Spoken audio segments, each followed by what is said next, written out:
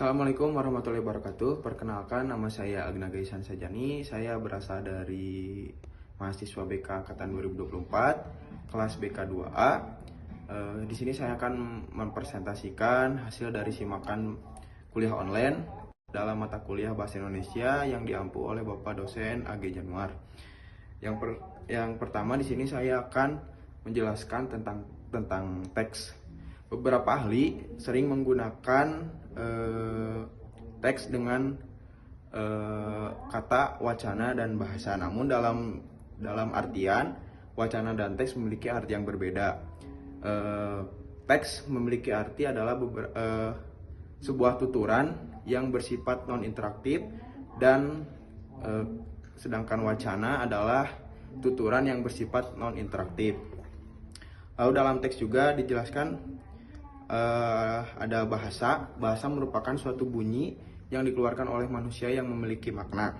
Lalu dalam teks juga sering menggunakan salah satu kata yang sangat sejati digunakan, yaitu adalah genre dan register. Ada tipe teks secara umum. Pada tingkat pemula, tipe-tipe teks sering digunakan terfokus ucapan-ucapan yang telah ada sebelumnya atau materi-materi yang telah ada sebelumnya. Melalui teknik pengajaran, para siswa belajar mengidentifikasi gagasan-gagasan dan kata kunci guna untuk membuka pemikirannya dan membedah, membidik, dan membuka cakrawala pengetahuannya. Lalu ada contoh dari teks. Yang pertama adalah teks genre mikro, yang artinya teks genre mikro berperan sebagai pengisi bagian-bagian makro. Lalu yang kedua adalah penceritaan atau fiksional, atau yang sering kita sebut adalah sastra. Lalu di sini saya akan menjelaskan tentang macam-macam teks melalui dari subgenre, tipe teks, lalu struktur-strukturnya. Yang pertama adalah subgenre naratif, yang tujuannya untuk menceritakan kejadian, yang dimana contohnya adalah penceritaan ulang, lalu ada anekdot dan eksemplum, dimana penceritaan ulang memiliki struktur. Yang pertama adalah pengenalan, lalu rekaman kejadian, dan ada reorientasi. Lalu anekdot ada pengenalan atau orientasi, lalu yang keduanya ada masalah dan reaksi. Lalu ada eksemplum, yang pertama adalah pengenalan, yang kedua adalah insiden, dan yang ketiga adalah interpretasi. Lalu ada subgenre non interaktif, yang tujuannya juga sama seperti non naratif, yang tujuannya sama dengan teks naratif, yaitu untuk menceritakan kejadian. Yang pertama adalah ada jenis teks, yaitu pantun, yang memiliki struktur adalah sampiran, isi, dan rima. Yang kedua ada syair, yang isinya adalah isi, lalu ada 4 baris. Lalu ada puisi, yang memiliki struktur adalah bait-bait, larik, dan rima. Lalu ada subgenre pengisahan. Tujuannya untuk menyelesaikan masalah dan sebuah cerita. Contoh dari subgenre pengisahan adalah jenis teksnya adalah cerita petualangan, yang strukturnya adalah pengenalan, lalu masalah atau komplikasi, yang ketiga adalah pemecahan masalah. Lalu yang kedua adalah sejarah, dengan strukturnya adalah latar belakang, rekaman tahapan kehidupan. Lalu yang ketiga adalah biografi atau autobiografi, yang strukturnya adalah latar belakang, rekaman tahapan dalam kehidupan. Lalu ada subgenre laporan, yang tujuannya untuk melapor.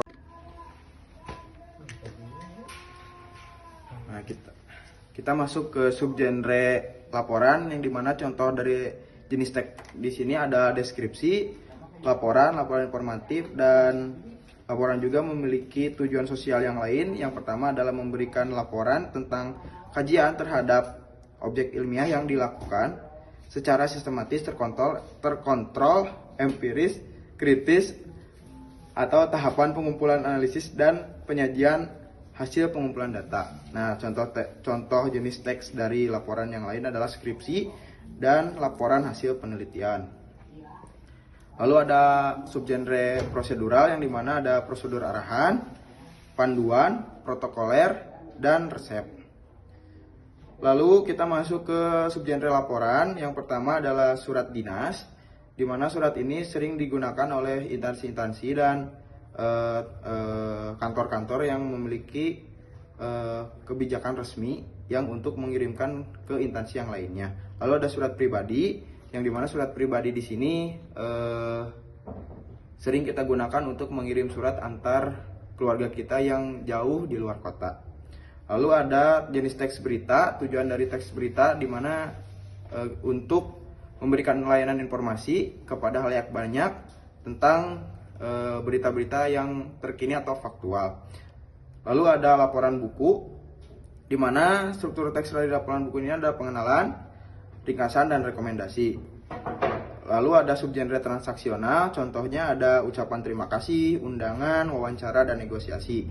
Nah, kita ambil contoh dari undangan yang sering kita temui dari kehidupan sehari-hari, di mana undangan sering digunakan dalam pernikahan. Strukturnya adalah judul, keperluan, waktu dan tanggal, tempat, dan penjelasan khusus. Lalu yang terakhir ada subgenre ekspositori. Tujuan sosialnya adalah menjelaskan atau menganalisis proses muncul atau terjadinya sesuatu.